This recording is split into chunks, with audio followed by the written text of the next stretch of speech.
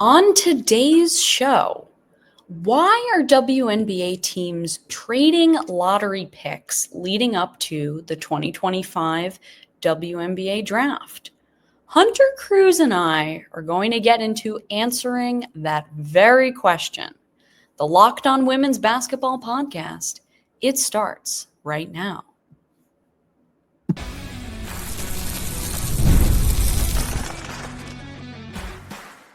You are Locked On Women's Basketball, your daily podcast on women's basketball. Part of the Locked On Podcast Network, your team every day.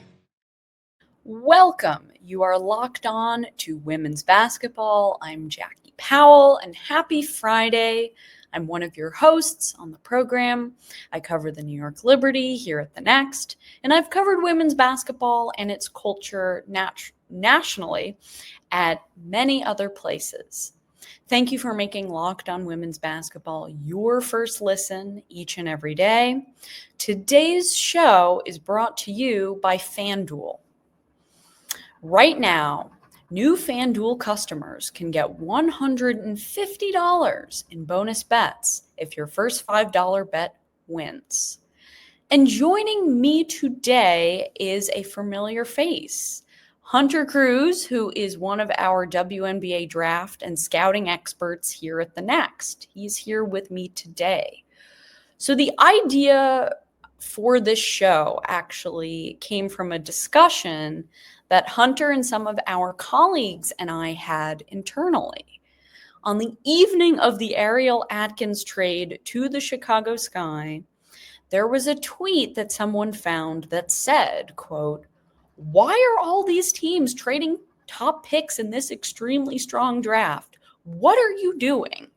And so that one tweet begged many questions of, well, how strong is the 2025 draft? How does it differ from 2024 and other more recent modern drafts? How much are these decisions about trading these picks being made with 2026 in mind? And is there a stigma about acquiring talent through the draft? These are just some of the questions that Hunter and I are going to get in today. So Hunter, first question for you here is, how would you rank the strength of the 2025 draft class?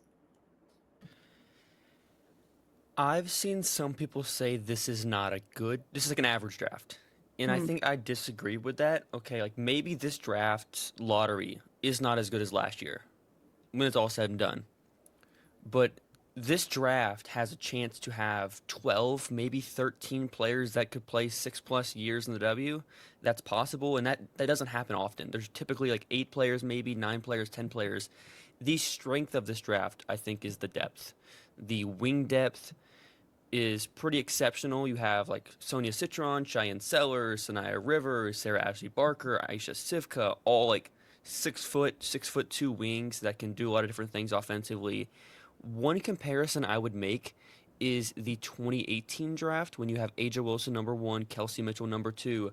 Then you saw a clear separator from there like we see with this year's draft. But that class had a lot of solid role players, not all-stars, like really like year-over-year all-stars with Ariel Atkins, Azare Stevens, Jordan Canada, Lexi Brown, Monique Billings, Maisha Hines-Allen, Mercedes Russell, Gabby Williams, all great, solid players that can provide value as more of like, complementary players versus like star players that are averaging 15+ points per game. So I think this draft overall is very solid, a lot of athleticism, a lot of positional skill. Like in this draft, there's probably, how many players would I say would go number 2 overall in this draft in 2022, 2023? Yeah, so like this draft, I currently would have AZ Fudd at number 11 in this draft, and based on where I have her graded, she would have been number 4 on my board in 2023, and she would have been number 6, number 7 in 2022. So yeah, like this draft, I believe there's prospects down the board that would have went way higher if they were in previous drafts.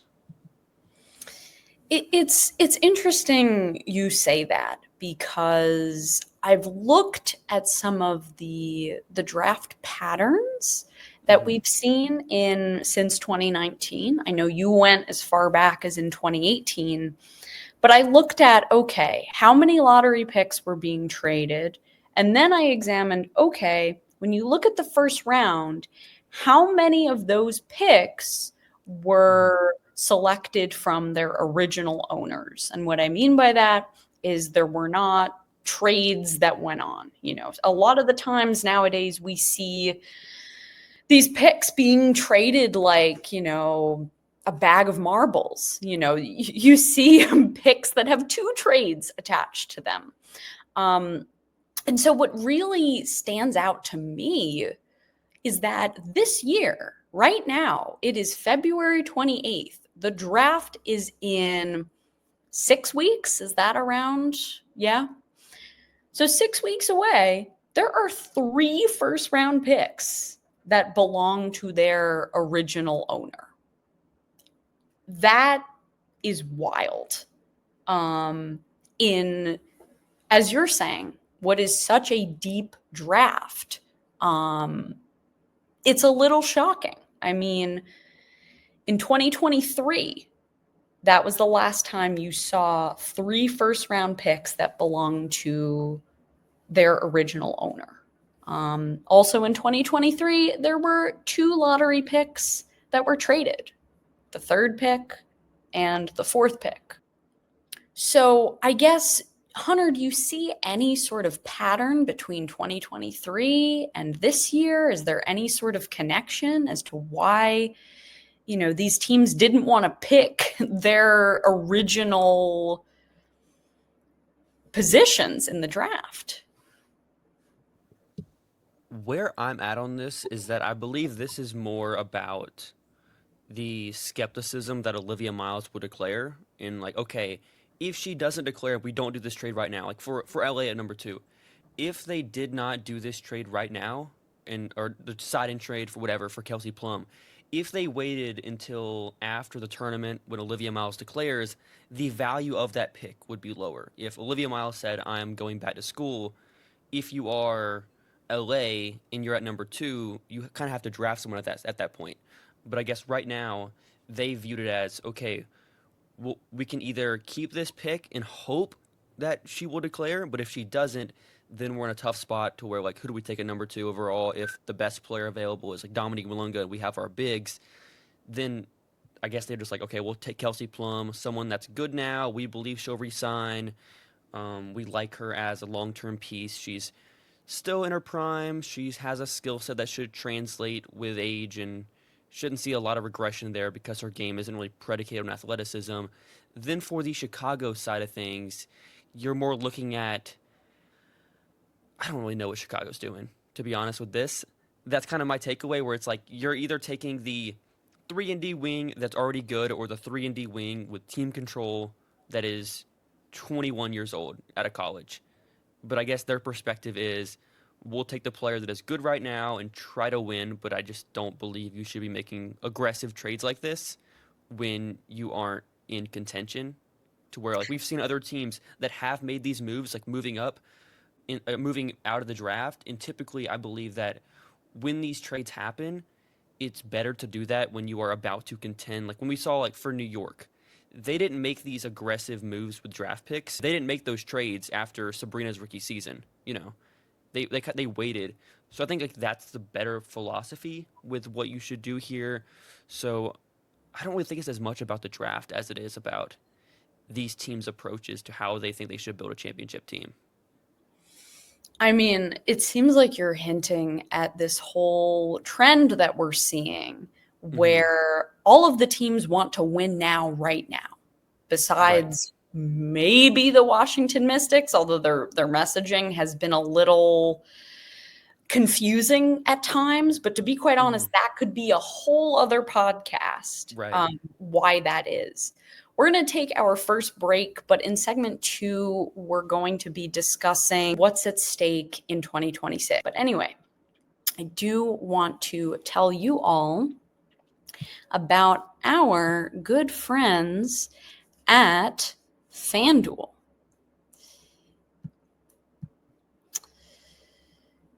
When the game tips off, the NBA action is just getting started, and there's no better place to get on it than FanDuel, America's #1 sportsbook.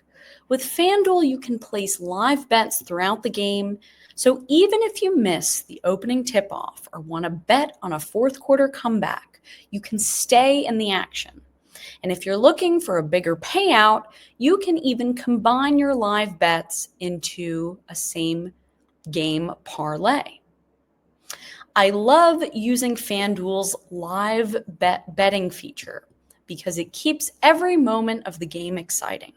Whether I'm backing my team for a late game rally or picking a player to hit a clutch three, I never feel like I missed my chance. Plus, the app is easy to use, and when you win, you get paid instantly. Right now, FanDuel customers can get $150 in bonus bets if your first $5 bet wins. Just visit FanDuel.com to join today. That's FanDuel.com for your shot at $150 in bonus bets. Make every moment more with FanDuel, the official sports betting partner of the NBA. Thank you, FanDuel, and we are back. I am here with Hunter Cruse, and we are talking about why lottery picks and first round draft picks are being traded like hotcakes in the lead up to the 2025 WNBA draft.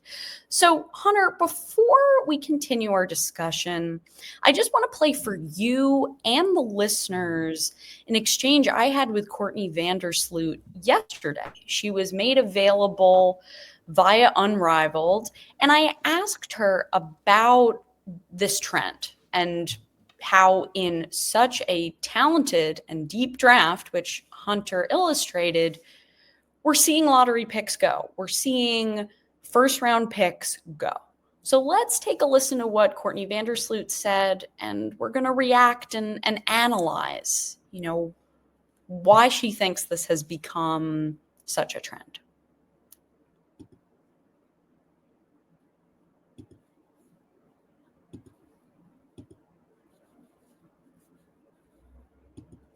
Well, I think, it just depends on who's available in the draft and what the team needs. I think more so like recently you're trying to fill your roster. I think in the past it's been you take best available regardless of what your roster is.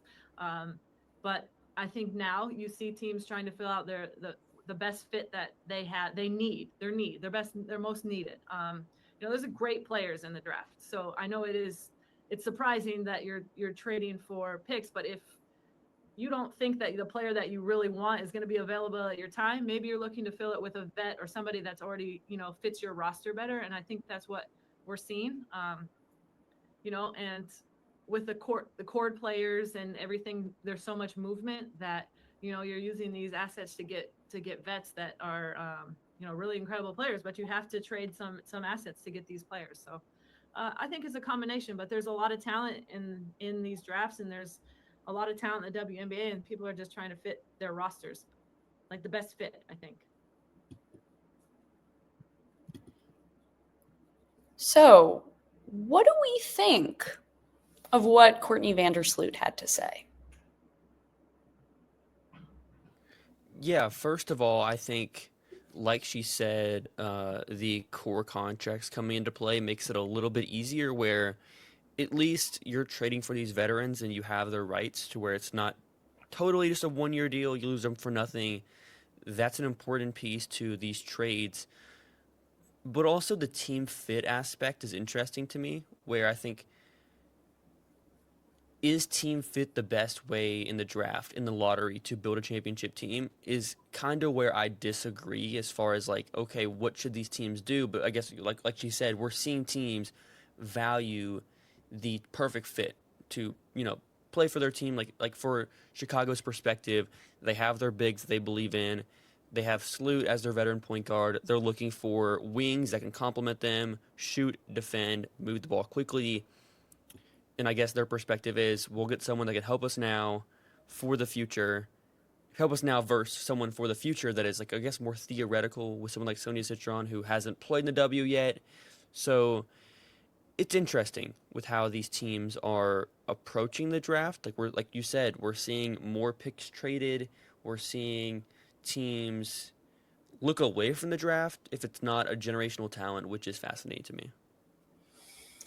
Yeah, I mean, it was interesting to hear her mention the coring process, and I think it's worth discussing a trend we've seen. So in this offseason, there were 6 cored players. Last offseason, there were 4. In the 2023 offseason, there was 1.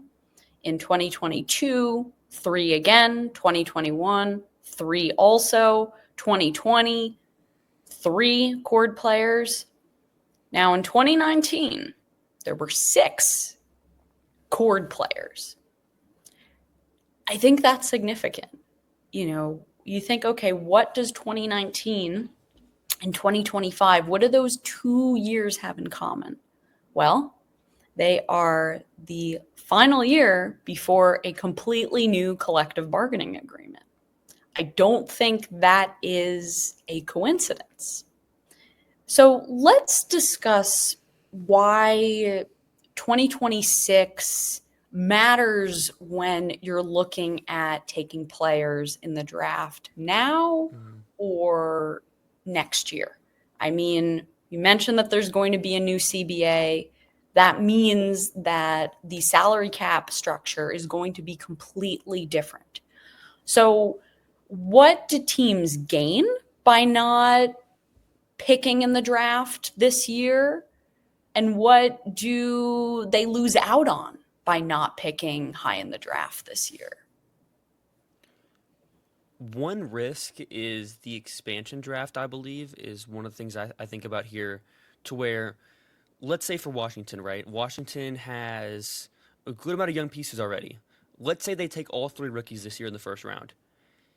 They're going to have to make a tough decision. There's going to be someone, young player, that they cannot protect in that expansion draft. So I think the perspective would be that if we take a bunch of players we believe in this year and use our assets towards this year's draft, then we're like, do we want to invest into someone, develop them just for them to get picked by Portland, Toronto next offseason?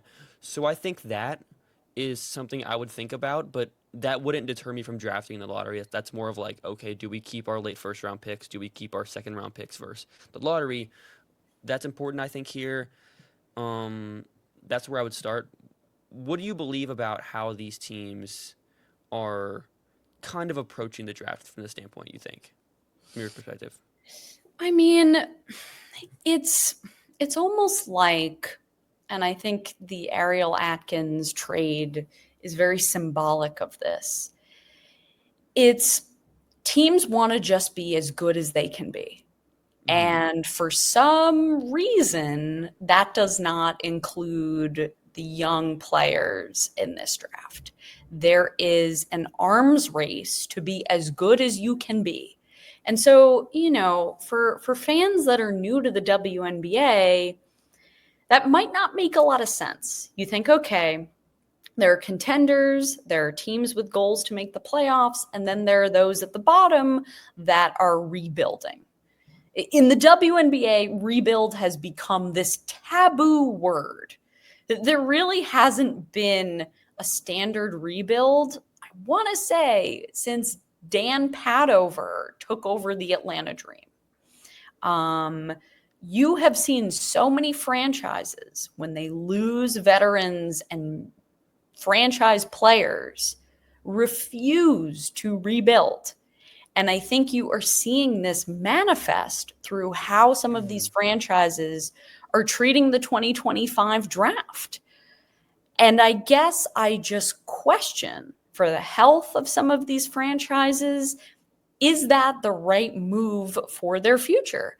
Especially when you think about a new CBA that is coming in 2026, and you have a whole different salary cap. And you're paying players so much more. And I think, well, if you draft a really good young player this year, you can have them at a lower salary for more seasons than if you don't.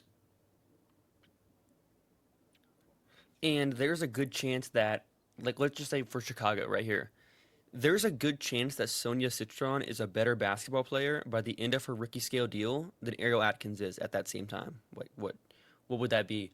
2029? 2028? Would that be? Around that time period, once Citron's up for her second contract, there's a good chance, okay, like Atkins is 29, she'll be 33. I would bet that Citron is a better basketball player by then. In having that team control where, yes, Atkins is probably on the team for at least 2 seasons, assuming the season goes good with the core contract. But I would value 4 years of Citron over 2 years of Atkins, 4 years plus the negotiating rights in restricted free agency. Plus, now you also gave up a second round pick and you gave up a swap rights just to get that confirmed veteran piece. It really screams to me that these teams, like you said, these teams are focused on trying to be as competent as possible now, thinking that they can be good enough to attract free agents in future years, and just by being good versus like, okay, why would someone want to come to our franchise if we're rebuilding?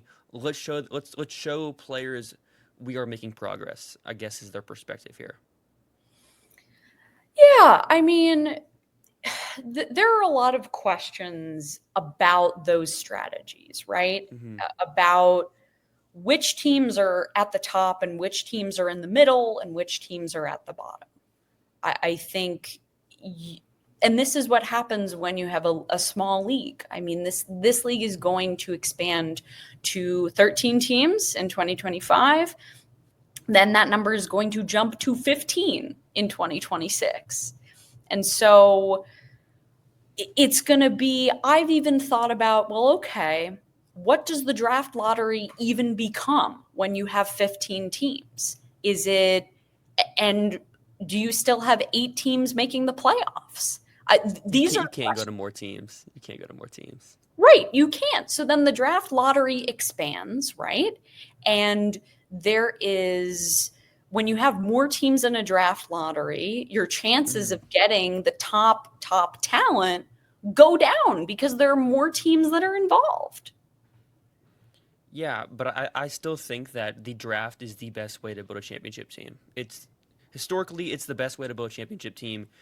If you look at the championship winners across the history of the WNBA, basically every single team has had a top 2 pick on their team. The closest we've seen to that is Minnesota this past season with Nafisa Collier, number 6 overall pick as their franchise player. To get a player like Fee at number 6 is an outlier. Typically, you build your championship team with tanking, with Las Vegas, with New York, getting Sabrina. That's how you build a championship team. And I think, yes, there's going to be more lottery teams, but that, to me, that makes the top picks even more valuable just because there's even harder to get, to where if you get one of those picks, you can't trade it. Like you just can't trade up, especially with how these drafts are. The draft's only going to get better. I think we're seeing where prospects are getting better as the years go on, and that's only going to continue, I think. Absolutely. Well, coming up, we are going to get into specifically the lottery pick trades that we saw or have seen. Hunter has given his opinion about both of them, but I'm going to ask him to take it a little bit further. We'll be back.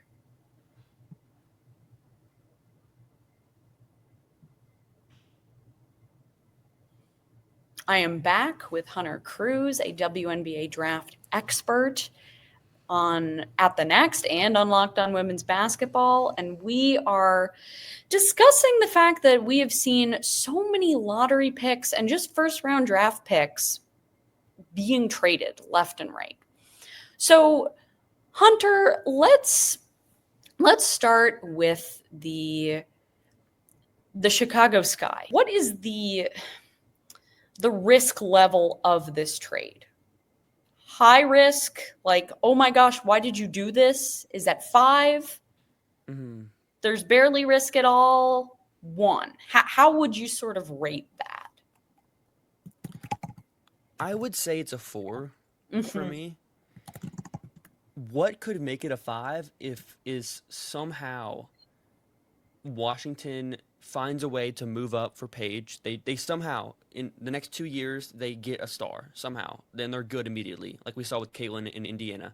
If Washington is somehow better than we thought, they accelerate their rebuild very quickly, then what happens now? Because Washington gets the better of those two picks, and you never know what can happen. You never know if someone can get injured. Like we saw with Dallas this season, nobody thought Dallas would be as bad as they thought. And especially with now that every player will be a free agent, basically, besides the rookie scale contracts, it's hard to predict what teams will have the best future besides like the star caliber players. And neither of these teams, I believe, have the superstar players already on their team. So it's like that's the downside, but it's still a 4 just because, okay, the pick probably won't really convey as it is. Chicago will probably be better than Washington in 2026. They'll keep their own draft pick. But it's still a risk to me. Like I said earlier, Citron, or whoever you want to draft, the cost-controlled rookie scale player, I believe, is a better use of your assets than Ariel Atkins, who Ariel Atkins is not a bad player whatsoever. Great defensive player, very good spot-up shooter, one of the best mid-range scorers in basketball. But she is not your perimeter creator, and this is the package you would give up for someone like that. Like, this is the package you give up for a player that is an all-star, all WNBA fringe player. And Ariel Atkins, I don't see the upside here.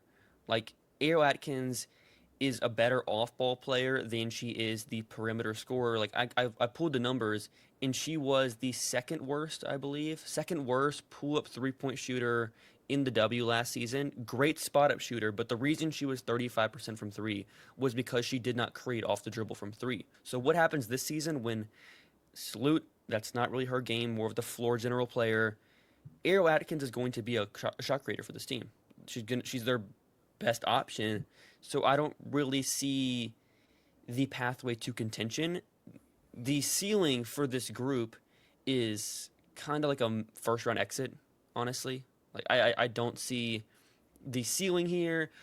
I guess what they're hoping is they can find that shot creator in free agency next season or the year after, but if they don't find it, then what happens here? If they can't find that player, because their best chance would have been 2027 in the draft, which like Juju Watkins, Hannah Hidalgo, and to me, the chances they land one of those talents now is so low, considering that the swap rights, and if they are bad, they probably won't get the pick anyway. So I think we did talk about Kelsey Plum earlier and sort of the calculus there.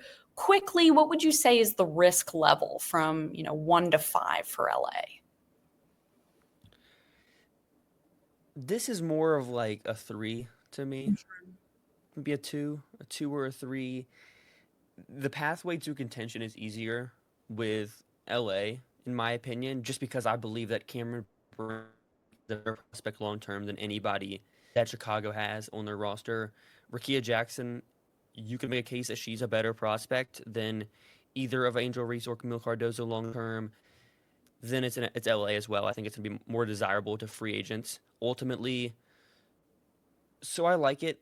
Honestly, with that deal, the risk was more with like Las Vegas. Honestly, with what Las Vegas gave up a bunch of assets to get Jewell Loyd. That's more what I look at with this deal. Yeah, we haven't spoken a lot about the Las Vegas Aces recently, but they are a team that does not like to keep draft assets and prepare for the future. They have no young players.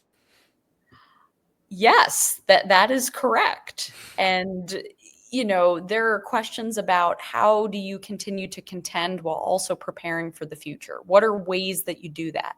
How you do that is you draft well. Are there other ways to do that, Hunter, that you think?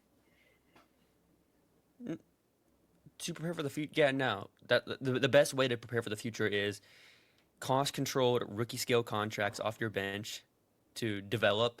And right now they have Kirsten Bell, who the only reason she is on the roster is because they guaranteed her contract, and she's going to make the money from there. They lost Kate Martin, solid 3-and-D wing. They lost her. They haven't drafted well. Maya Hollingshed didn't play a single game for them, drafted her in the first round. So that set them back, I believe. Like, they have to draft well in the next couple seasons to where, like, we're seeing them go out and, like, sign Dana Evans, Tiffany Mitchell. These aren't the moves that are going to, like, create long-term stability for your bench.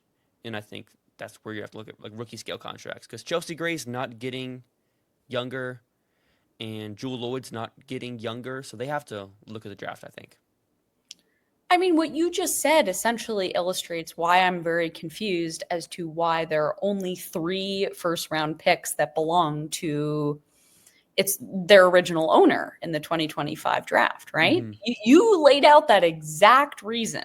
If you keep those picks, it can help you prepare for the future. It could help you develop your bench. I mean, I think about the Liberty taking Niara Sabali, 5th overall in the 2022 overall draft. I mean, she had to get surgery and she missed that whole year, but I mean, she goes from that to being the X factor in Game 5 of the 2024 WNBA Finals. So even like Phoebus, who was like, okay, a trade, yes, but still rookie scale cost controlled contract that they have. That helps them long term because they have that flexibility where Phoebus is like 24, 25 years old.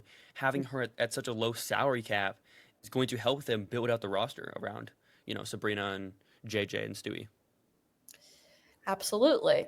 Anyway, thank you for making Locked On Women's Basketball your first listen today. I want to give a huge thank you to Hunter Cruse for hopping on the show. You all should know where to find Hunter, but I will let him tell you all where you can. Yeah, Saturdays with Emily Adler and Lincoln Schaefer, we have some fun over there. It can get a little bit unserious, but we have some fun over there. We YouTube WNBA draft content over on YouTube, Hunter Cruse, Twitter, X, whatever, Hunter Cruse 14. Just talking draft prospects, and find me almost anywhere talking prospects. And there are some wonderful prospect profiles at thenexthoops.com, which it's hard to find stories about these players anywhere else. Anyway, have a great weekend, everyone. This has been Jackie Powell and Hunter Cruse. And we are signing off.